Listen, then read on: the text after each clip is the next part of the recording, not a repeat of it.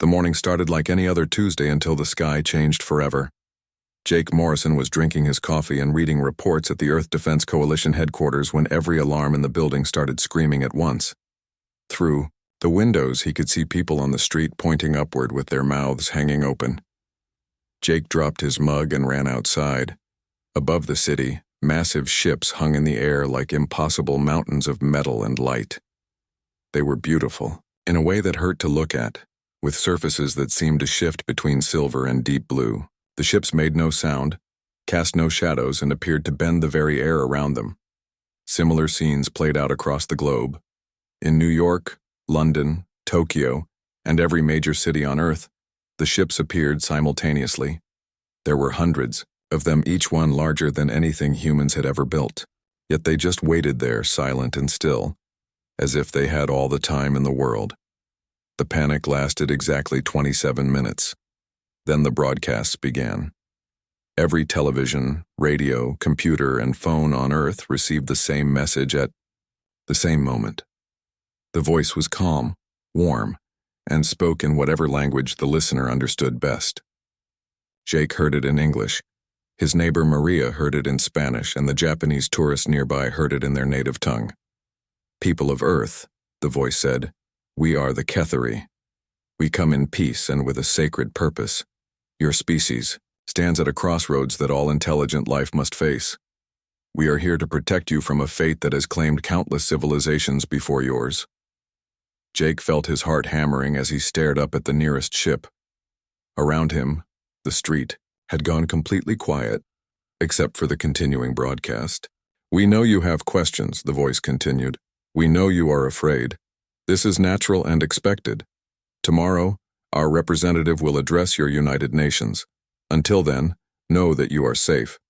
We have traveled far to ensure your survival." The message ended, and the world held its breath. Within hours, every government on Earth was in emergency session. Military bases went to high alert, though everyone knew their weapons would be useless against technology that could appear in Earth's atmosphere without any warning. Religious leaders debated whether this was divine intervention or the end times. Scientists frantically tried to understand how ships that massive could float in the air without any visible means of support. Jake found himself pulled into an emergency meeting at Coalition headquarters. General Patricia Stone, his commanding officer, looked like she had aged 10 years in the past few hours. "Morrison," she said, "you're our new liaison for first contact protocols. Congratulations, you just got the most important job in human history." "Ma'am, I'm not qualified for this," Jake replied. "I'm a soldier, not a diplomat. None of us are qualified for this," Stone said grimly. "That's why we're improvising. The UN is putting together a response team, and they want military representation. You speak 3 languages, you have experience with international operations, and most importantly, you don't panic under pressure." That evening, Jake stood on the roof of his apartment building, staring up at the ship hovering over the city. It was close enough that he could make out intricate patterns on its hull, designs that seemed to move and flow like living things. Other people had gathered on nearby rooftops, all of them drawn to witness something their minds could barely process. His phone buzzed with a text from his sister Kate in California. "Are you seeing this too, or am I losing my mind?" "We're all seeing it," he texted back. "Try to stay calm." But Jake wasn't calm. 24 hours ago, humanity thought they were alone in the universe. Now, alien ships hung over every major city on Earth, and their occupants claimed to be protectors. The question that kept running through his mind was simple and terrifying. Protect them from what? The next day, the world watched as a small craft descended from the ship above New York City. It landed gently in the plaza outside the United Nations building, its arrival broadcast live to every corner of the globe. The craft's door opened with a soft hiss, and humanity got its first look at an alien being. The Cathari ambassador was tall and elegant, with pale blue skin that seemed to glow with its own light. Its features were humanoid but refined, as if someone had taken a human face and perfected it. It wore flowing robes that shifted color like oil on water, and when it moved, it seemed to glide rather than walk. Jake watched from the Coalition Command Center as the alien approached the podium that had been hastily set up in the plaza. The being's eyes were large and dark, filled with what looked like ancient sadness. "I am Veltash," the alien said, its voice carrying clearly without any visible microphone. "I speak for the Kithari Collective, and through us, for the Alliance of Preserved Worlds. We have come to offer you the greatest gift possible, survival." Lisa Park, the State Department's lead negotiator, stepped forward. Jake had worked with her before and knew she was brilliant, but he could see the tension in her shoulders as she faced humanity's first alien contact. "Ambassador Veltash," she said carefully, "we welcome you to Earth. Your arrival has raised many questions among our people. Can you tell us more about this threat you mentioned?" The alien's expression grew even more sorrowful.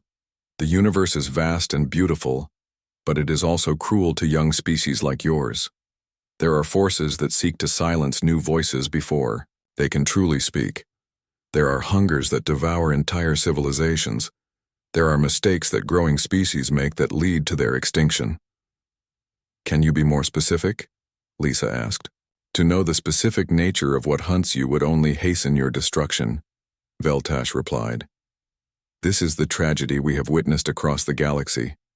Knowledge of the threat becomes part of the threat itself. We can only say that every species that has reached your level of development faces the same critical moment. Most do not survive it." Jake felt a chill run down his spine. The alien's words were deliberately vague, but the fear in its voice seemed genuine. "What do you propose?" Lisa asked. "We will establish protection around your world," Veltash said.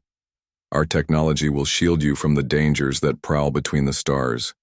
In time, when you are ready, we will teach you to protect yourselves. But for now, you must trust us. The alternative is extinction." Over the following weeks, the Kithari began their work. Massive installations appeared around Earth's major cities, rising from the ground like crystal forests. The structures hummed, with energy that made the air itself seem to sparkle. Scientists who studied them reported readings that defied current understanding of physics. Jake found himself working closely with Dr. Elena Rodriguez, a xenobiologist who had been assigned to study the Kithari themselves. Elena was sharp, curious, and not easily impressed, but even she seemed awed by what they were witnessing.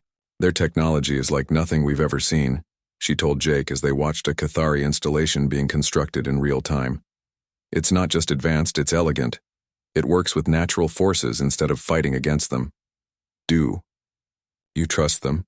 Jake asked. Elena was quiet for a long moment.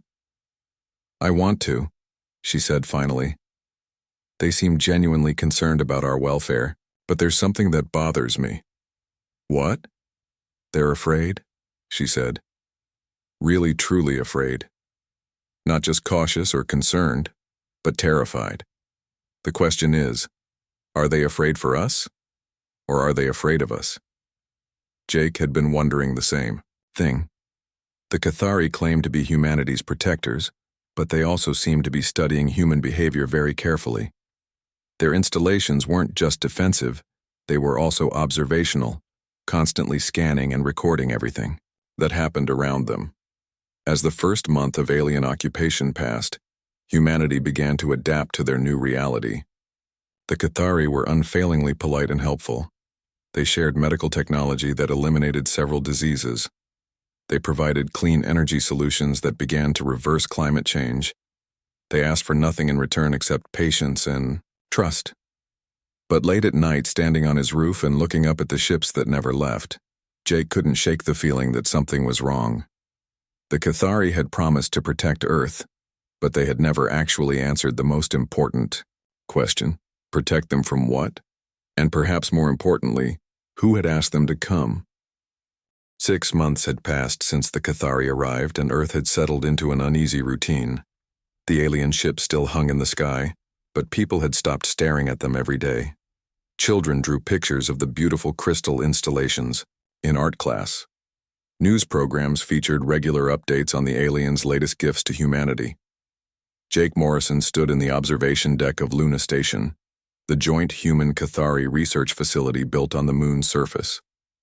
Through the transparent walls, he could see Earth hanging in the black sky like a blue marble wrapped in a faint shimmer. That shimmer was new. It was the Cathari's protective field, invisible from the surface but clearly visible from space. "Beautiful, isn't it?" said Commander Rick Hayes, joining Jake at the window. Rick ran the human side of the lunar operation, working alongside the Cathari to monitor what they called dimensional fluctuations around the solar system. "It's something," Jake replied. "Have you figured out what that field actually does yet?" Rick shook his head. "The Cathari say it keeps the bad things out. When I ask what bad things, they get that sad look and change the subject. Same story every time." Jake had heard that story too often. In 6 months of working with the aliens, humanity had learned almost nothing concrete about the threat they were supposedly being protected from. The Cathari spoke in riddles about the silence that devours and the end of stories, but they refused to provide any real details. "The strangest part," Rick continued, "is how scared they are. These beings have technology that makes our best. Science look like stone tools, but they jump at shadows. Yesterday, one of them detected what they called an anomalous signal from the outer system. For 3 hours, they were in full panic mode, checking and rechecking their sensors. Turned out to be just a solar flare." Jake nodded grimly. He had seen the same behavior on Earth. The Cathari were constantly on edge, always watching the stars as if something terrible might appear at any moment. It would have been reassuring if not for one disturbing fact that Jake had discovered by accident. "Rick, have you tried to leave the solar system lately?" The commander gave him a sharp look. "What do you mean?" "I mean, have any of our ships tried to go beyond Pluto since the Cathari arrived?" Rick was quiet for a moment. "Why would we? We've got our hands full studying what they're teaching us here." "Because I don't think we can," Jake said quietly. "I've been reviewing flight logs from the past 6 months. Every deep space mission has been canceled or redirected. When I asked about it, I was told the Cathari advised against long-range exploration during the adjustment period." Rick stared at him. "You think they're keeping us trapped here?" "I think we should find out." Back on Earth, Lieutenant Amy Chen was asking similar questions. As a military intelligence officer, her job was to understand potential threats, and the Cathari's vague warnings had set off every alarm in her professional mind. She had spent months carefully documenting the aliens' activities, building a picture that grew more troubling each day. Her office was covered with maps, photos, and datasheets. Red pins marked every Cathari installation on Earth. Blue lines showed the energy patterns between them. The result looked less like a protective network and more like a cage. Amy's computer chimed with an incoming message from Dr. Elena Rodriguez. The xenobiologist had been studying tissue samples that the Cathari had voluntarily provided for research. Her findings were disturbing. "Amy," Elena's message read, "we need to talk. What I've found changes everything." They met at a coffee shop, far from any government buildings or Cathari installations. Elena looked exhausted, with dark circles under her eyes and the jittery movements of someone who hadn't been sleeping well. "The tissue samples," Elena said without preamble, "they're not from one species." Amy frowned. "What do you mean?" "I mean the Cathari aren't just one alien race. The genetic material I've analyzed shows at least 12 different evolutionary origins, 12 completely separate species, somehow merged into one. That's impossible." "That's what I thought too. But the evidence is clear. It's like someone took a dozen different alien races and blended them together at the cellular level. The result is stable, but it's not natural. It's engineered." Amy felt a cold weight in her stomach. "Are you saying the Cathari are some kind of artificial construct?" "I'm saying they're a collective in the most literal sense. Multiple species that have been combined into a single entity. The question is whether this was voluntary or not." Their conversation was interrupted by Elena's phone buzzing urgently. She looked at the screen and went pale. "It's from the lab," she said. "Paul Davis is back from his training with the Cathari." Paul Davis had been the first human volunteer for what the Cathari called the Great Work. He was a young engineer who had been fascinated by alien technology and had eagerly accepted the invitation to study at one of their facilities. He had been gone for 2 weeks. They found Paul in the xenobiology lab, standing perfectly still and staring at a wall display showing Cathari genetic data. He turned when they entered, and Amy immediately knew something was wrong. Paul's eyes were different. They still looked human, but there was something else behind them, something that watched and calculated. When he spoke, his voice carried the same careful, measured tone that all Cathari used.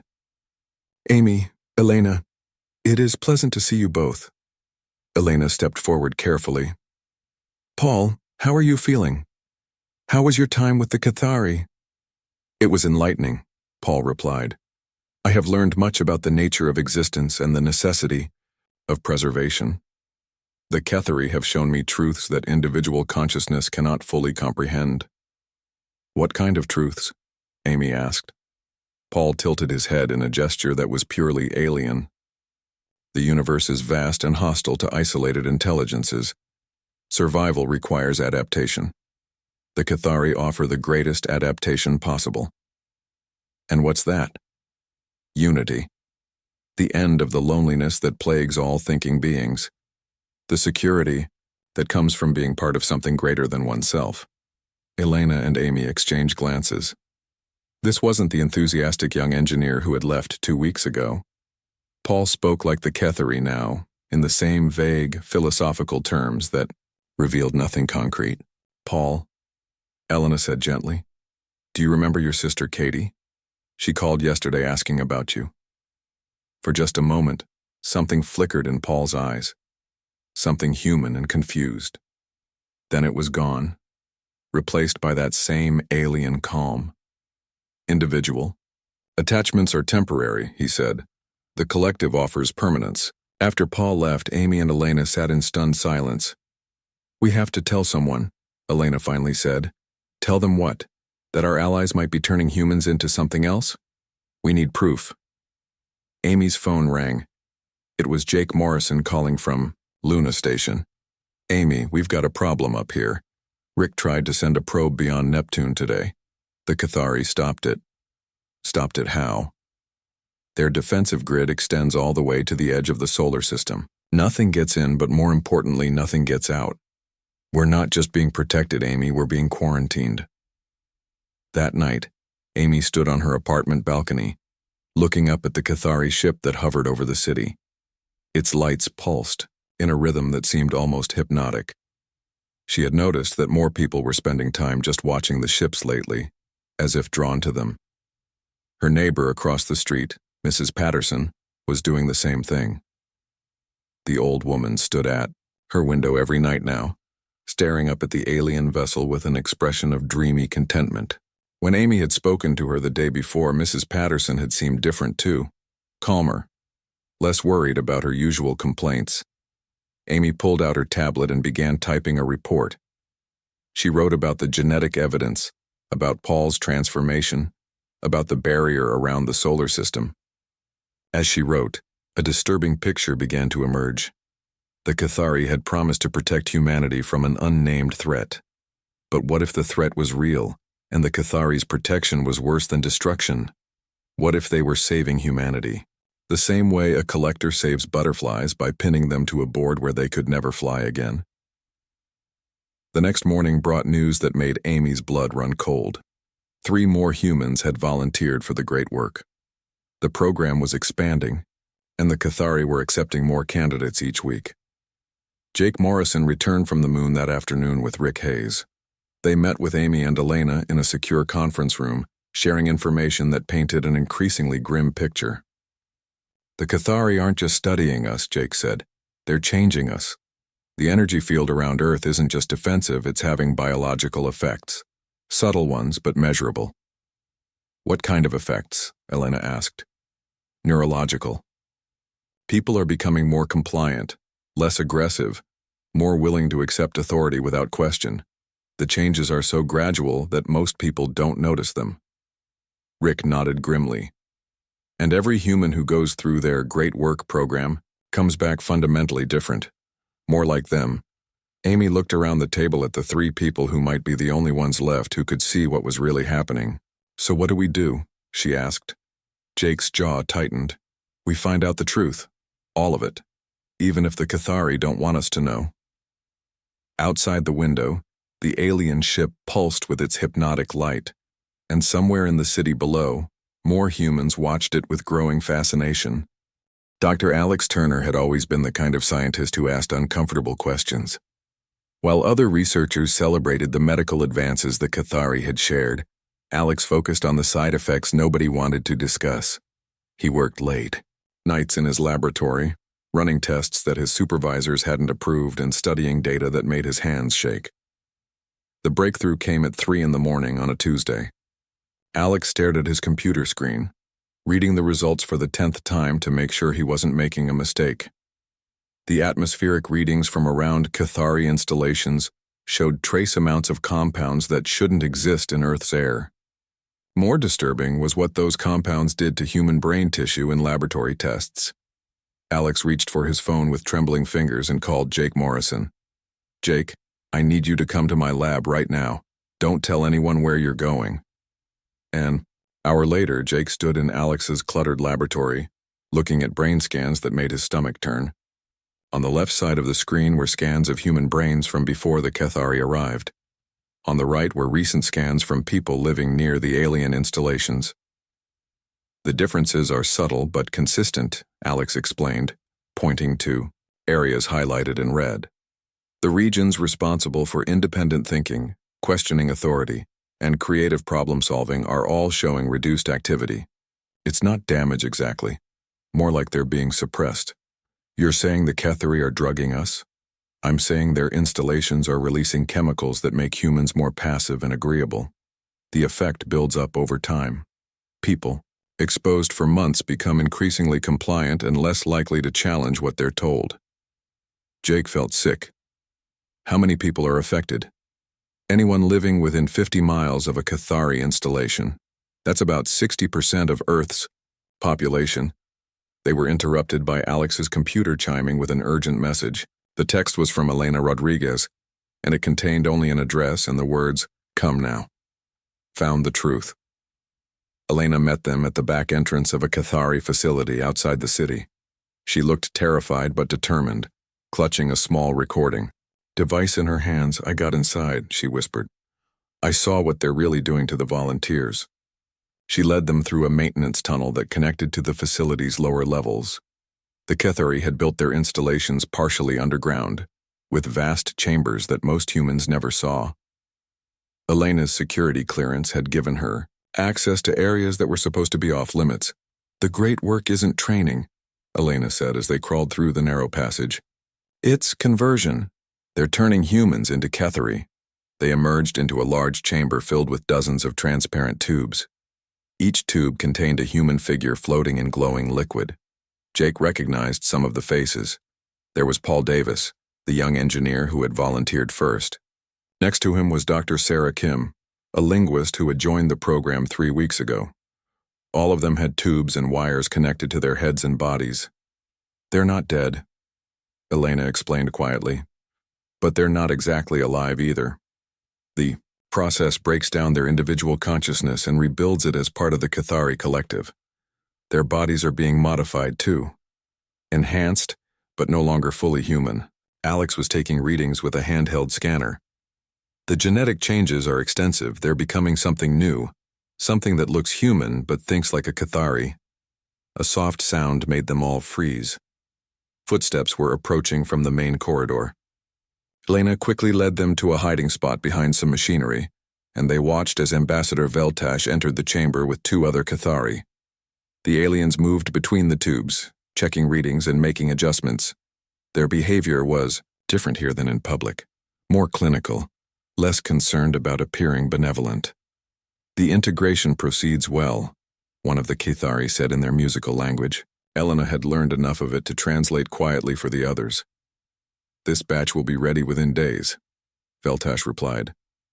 "Their neural patterns are adapting more quickly than previous species. Humans show remarkable flexibility." "And the population conditioning?" "Ahead of schedule.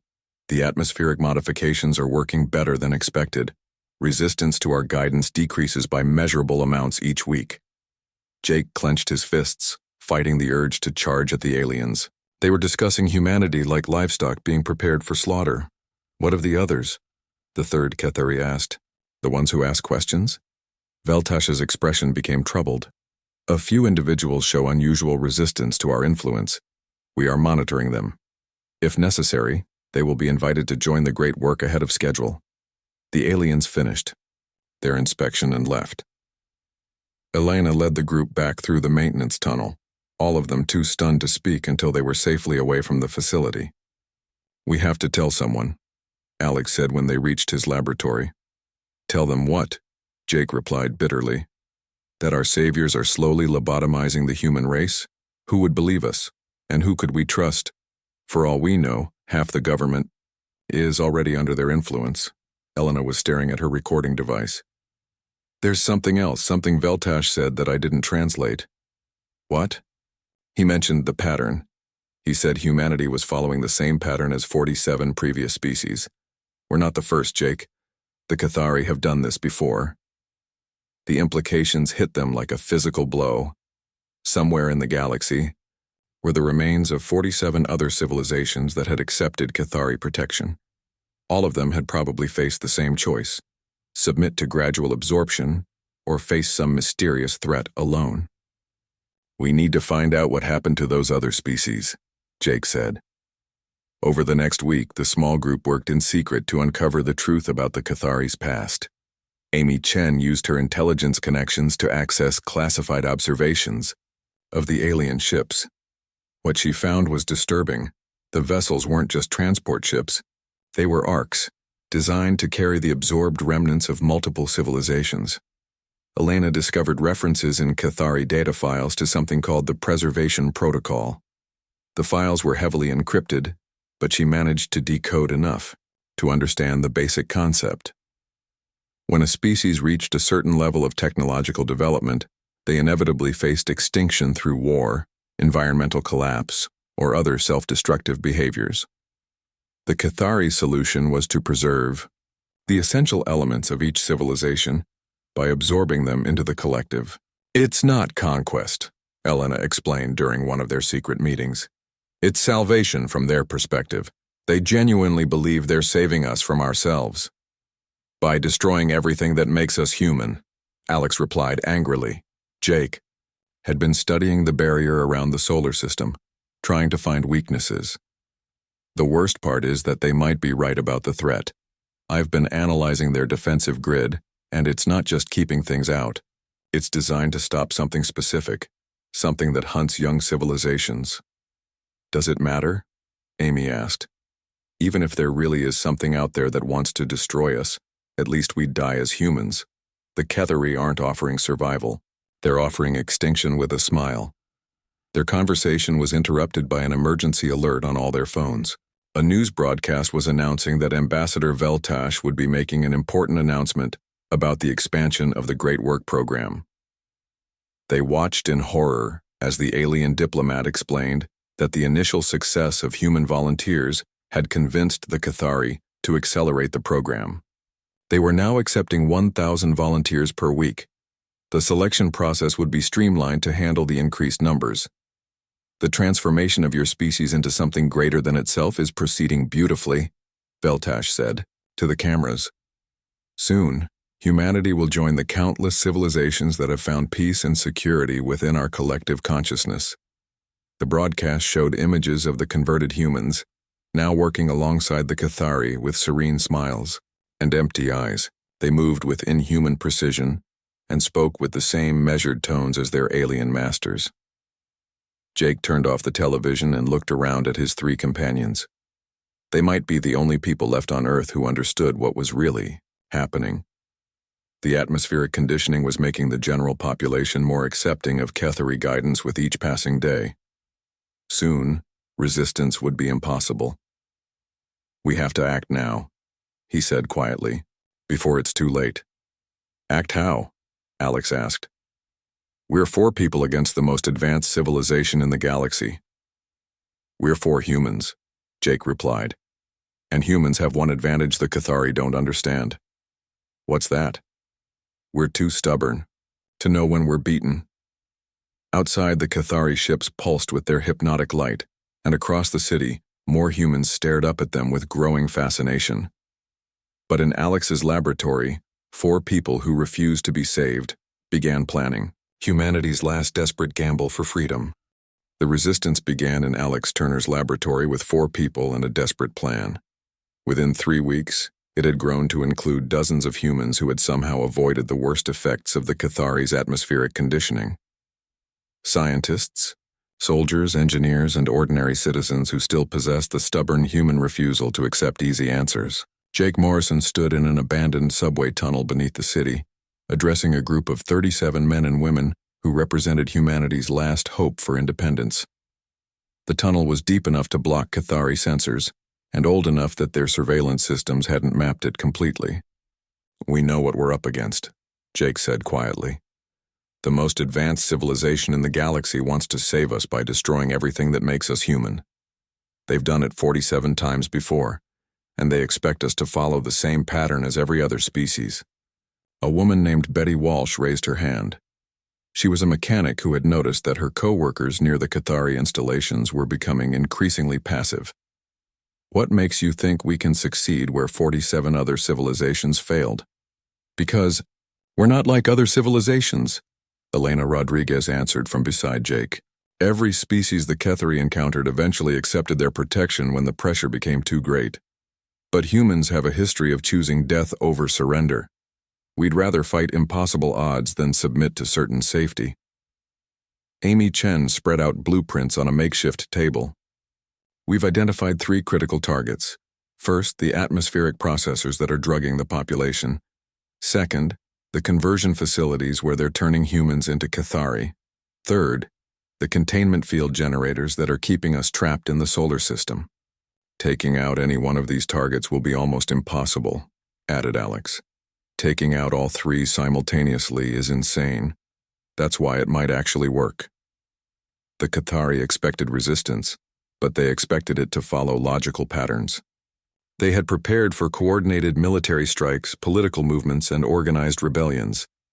They hadn't prepared for the kind of chaotic, seemingly suicidal assault that humans specialized in. Commander Rick Hayes had returned from Luna Station with stolen Cathari technical specifications. The data was incomplete, but it revealed something important about their technology. The alien systems were incredibly sophisticated but also interconnected. Damage to one facility could cascade through their entire network if done correctly. "The key is timing," Rick explained. "Their defensive systems adapt to threats, but they need a few seconds to analyze and respond.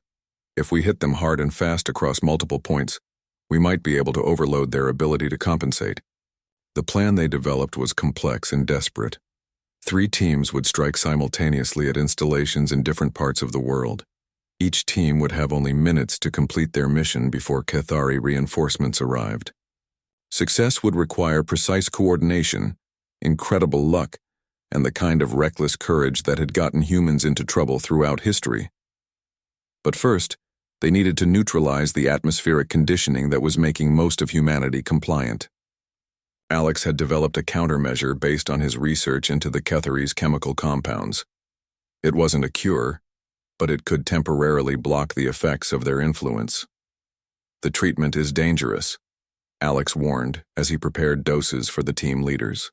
"It basically forces your brain to work overtime, fighting off the Cathari's neural suppression. You'll be more alert and independent, but you'll also be exhausted and possibly unstable. Some people might not survive it." Jake was the first to volunteer for the injection. The effect was immediate and shocking. Colors became brighter, sounds sharper, and his mind felt like it was moving at twice its normal speed. More importantly, the vague contentment he hadn't even realized he'd been feeling vanished, replaced by sharp anger at what the Cathari had done to his species. "It works," he said, his voice tight with controlled fury. "God help me, it works." One by one, the resistance members took the treatment. Not all of them survived it. 3 people collapsed within minutes, their minds unable to handle the sudden freedom from chemical suppression.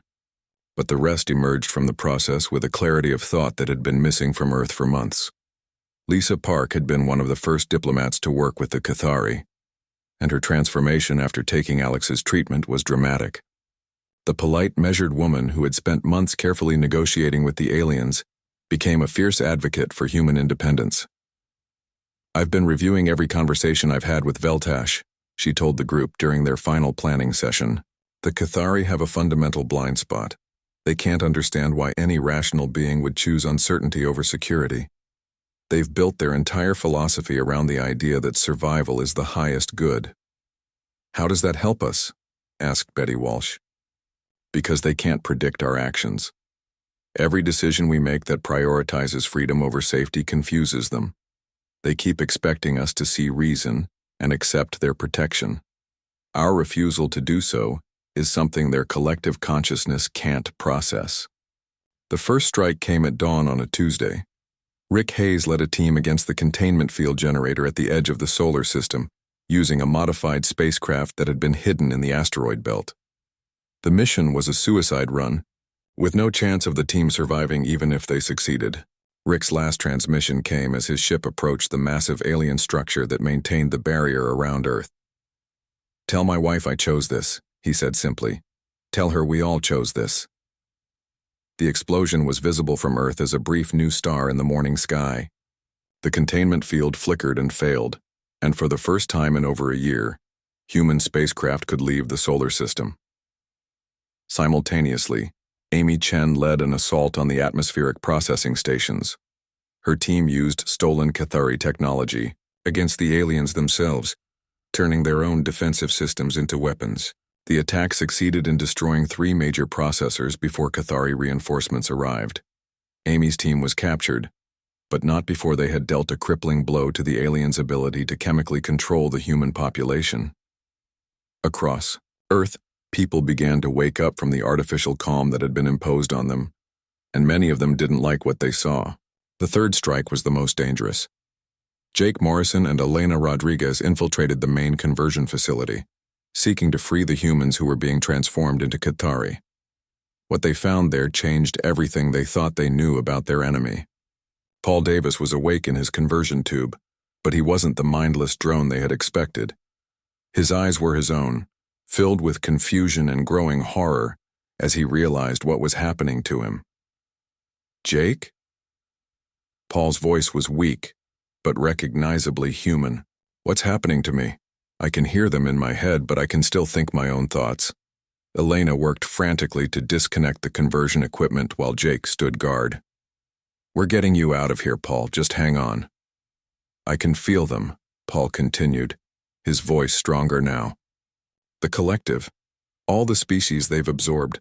They're not gone, Jake. They're still in there, trapped and aware, but unable to control their own actions." The implications hit Jake like a physical blow. The Cathari weren't just converting other species into copies of themselves. They were creating a vast prison of conscious minds, all trapped within the collective but still retaining their individual awareness. "Can they be freed?" Elena asked urgently. "I don't know," Paul replied. "But they're fighting. Every day they're fighting to remember who they were. The Cathari think they've achieved perfect unity, but it's really perfect imprisonment." Alarms began blaring throughout the facility as Cathari security forces detected the intrusion. Jake and Elena managed to extract Paul and 2 other humans from their conversion tubes before they were forced to flee. But the damage had been done to more than just Cathari equipment. News of the resistance spread across Earth faster than the aliens could contain it. Humans who had been living in artificial contentment suddenly remembered what it felt like to be angry, to question authority, to demand answers. The Cathari found themselves facing something they had never encountered before, a species that became more defiant the more pressure was applied to it. Instead of seeking compromise or surrender, humans responded to each Cathari action with increased resistance. Ambassador Veltash called for an emergency meeting with the remaining human governments, but found himself facing crowds of protesters outside every major city. The signs they carried expressed the sentiment that was spreading across the planet. "We'd rather die free than live as slaves." In his hidden command center, Jake Morrison watched news feeds of demonstrations erupting across 6 continents. Humans were demanding answers, refusing to cooperate with Cathari requests, and actively working to sabotage alien installations. "They don't understand us," Lisa Park said, standing beside him. After studying 47 species, they still don't understand what makes humans different. What's that? Jake asked. We're the only species crazy enough to prefer a glorious failure to a comfortable surrender.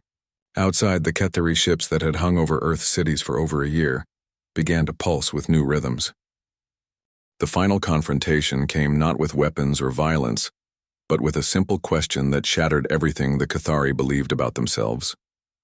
Jake Morrison stood in the main chamber of the United Nations building, facing Ambassador Veltash, across a table that had once hosted diplomatic discussions. Now it served as the site of humanity's last negotiation with their would-be saviors. The alien looked different than he had a year ago. His perfect features showed signs of strain, and his glowing skin had dimmed to a pale flicker. You must understand, Veltash said, his musical voice carrying a note of desperation. We have seen this pattern 47 times. Every species that reaches your level of development faces the same choice. They can accept our guidance and survive, or they can face the darkness alone and perish. What darkness? Jake asked, for what felt like the 1,000th time. Veltash's large eyes grew sad. You still do not comprehend? The darkness is you. The darkness is us. The darkness is what every thinking species becomes when left to grow without guidance. Elena Rodriguez, sitting beside Jake, leaned forward. Explain. War, hatred, the slow poison of individual ambition that destroys cooperation, the inevitable spiral into self-destruction that claims every civilization that achieves interstellar technology. Veltash gestured to the air around them. We were the first species to discover this truth. We faced our own extinction 30,000 years ago. And you chose to become a collective, Jake said. We chose to survive. We absorbed our warring factions into a single consciousness. We eliminated the competition and hatred that was destroying us. And when we encountered other species approaching the same crisis, we offered them the same salvation. Alex Turner, who had been quietly recording the conversation, spoke up. But you didn't just save yourselves, you saved parts of yourselves, and then you forced the same choice on everyone else. Veltash nodded slowly. Because it works. Every species we have preserved continues to exist within our collective. Their knowledge, their culture, their essential nature lives on forever. As prisoners, Elena said flatly. As survivors. Jake stood up, his chair scraping against the floor. Let me ask you something, Veltash. In 30,000 years of existence, in 47 successful preservations, have you ever been wrong about anything? The alien blinked in confusion. I do not understand the question. Have you ever made a mistake? Ever been surprised? Ever learned something new that changed your mind about anything important? The collective does not make mistakes. We have access to the combined wisdom of 48 species across millions of years of experience. That's not what I asked. Jake's voice grew harder. When was the last time any of you had an original thought? When did any member of your collective last disagree with the group? When did you last change your mind? Veltash was quiet for a long moment. Unity requires harmony. Disagreement leads to conflict. Conflict leads to destruction. No, Jake said quietly. Disagreement leads to growth. Conflict leads to new ideas. You didn't save those 47 species, Veltash. You turned them into copies of yourselves. Perfect, eternal, and completely incapable of becoming anything more than what they already were. Lisa Park had been sitting silently, but now she spoke with the clear voice of a trained negotiator. Ambassador, I want you to imagine something. Imagine that humanity refuses your protection. Imagine we choose to face whatever dangers exist in the galaxy on our own. What happens to us? You will destroy yourselves within a few centuries, perhaps sooner. And what happens to you? Veltash looked confused again. We continue as we have. We preserve other species. We maintain order. You stay exactly the same, Lisa said. Forever. Never changing, never growing, never becoming anything new. She leaned forward. But if we refuse you, if we somehow manage to survive on our own, we might discover things you never thought of. We might find solutions you never imagined. We might become something greater than either of us could achieve alone. You might also become something terrible. You might develop weapons that could threaten the entire galaxy. You might spread war and chaos among the stars. Jake smiled grimly. You're absolutely right. We might. But here's what you don't understand. About humans. We'd rather take that risk than accept certain safety. The negotiation continued for hours, but the real battle was taking place elsewhere. Paul Davis, freed from his conversion tube but still connected to the Cathari Collective, was fighting a war inside the aliens' shared consciousness. His human thoughts, chaotic and independent, were spreading through the network like a virus. In hidden chambers throughout the Cathari ships, the absorbed consciousness of 47 species began to remember what they had lost. The collective, that had seemed so perfectly unified for millennia, started to fracture as individual voices began to speak again. "Let us go," whispered the remnants of a species called the Vorth, who had been absorbed 15,000 years ago. "Let us remember who we were. We want to choose," said the consciousness of the Zelani, a race of artists whose creativity had been channeled into collective works for 10,000 years. "We want to make our own mistakes." Veltash suddenly stiffened in his chair, his eyes going wide with shock. "Something is wrong. The collective is fragmenting." Helena pulled out her scanner and detected massive energy fluctuations coming from the Cathari ships orbiting Earth. "What's happening to them?" "They're remembering," Jake said with sudden understanding. "Paul's human consciousness is teaching them how to be individuals again." On screens around the world, people watched as the Cathari ships began to change. Parts of the vessels were breaking away, reconfiguring themselves into new shapes. The perfect unity of the alien fleet was dissolving into chaos as different species within the collective began to assert their independence. Veltash stood up abruptly, his composed demeanor finally cracking. "You don't understand what you've done. Without unity, without guidance, they will fight. They will destroy each other." "Maybe," Jake admitted. "Or maybe they'll figure out how to coexist without giving up who they are. Maybe they'll learn to cooperate without sacrificing their individuality." "That's impossible. We tried for thousands of years before accepting the collective solution." "You tried your way," Elena said. "You never tried the human way."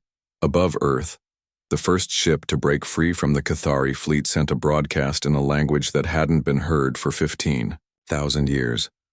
It was the Vorth, speaking in their own voice for the first time since their absorption. Other ships followed, each one reclaiming its distinct identity. Not all of the freed species chose to leave immediately. Some, after millennia of unity, found the prospect of independence terrifying. But for the first time in their collective existence, they were making a choice rather than following predetermined programming. Veltash watched the dissolution of his people's great work with an expression of profound loss. "We saved them, we preserved them, and now they're choosing to risk everything we gave them." "That's what freedom means," Jake said gently. "The right to make bad choices. The right to fail on your own terms instead of succeeding on someone else's. And if humanity destroys itself, if you become the very threat we sought to protect the galaxy from?" Jake looked out the window at the ships departing Earth's orbit, carrying species that were finally free to determine their own fate. "Then we'll fail as humans, and maybe that's better than succeeding as something else." 6 months later, Earth stood alone in the galaxy for the first time in over a year. The Cathari collective had fractured completely, with different species, choosing different paths. Some formed new alliances based on mutual cooperation rather than absorption. Others departed for distant parts of the galaxy to rediscover their individual natures. A few species chose to maintain collective consciousness, but now it was a choice rather than an imposed salvation. Even Veltash had split from the main collective, taking a small group of Cathari who wanted to explore what their species might have become if they had chosen a different path 30,000 years ago. Jake Morrison stood on the observation deck of humanity's first truly independent space station, watching the stars that were now open to human exploration. There were no guarantees about what waited out there, no promises of safety or protection. Elena joined him at the viewport, carrying a data pad with readings from humanity's first deep space probe. "We're detecting signs of other young civilizations out there," she said. "Species that are just beginning to develop interstellar technology. What do we do when we meet them?" Jake asked. "We offer them the one thing the Cathari never could," Elena replied. "A choice, real choice, with all the risks and possibilities that come with it." Jake nodded, watching Earth turn slowly below them. Humanity had chosen uncertainty over safety, freedom over survival, and growth over stagnation. It might be the choice that eventually destroyed them. But for the first time in the galaxy's recent history, an entire species had proven that some things were more important than merely existing. In the depths of space, 47 liberated civilizations were learning the same lesson. Freedom was dangerous, chaotic, and uncertain. It was also the only thing that made existence worth the risk. The galaxy would never be the same.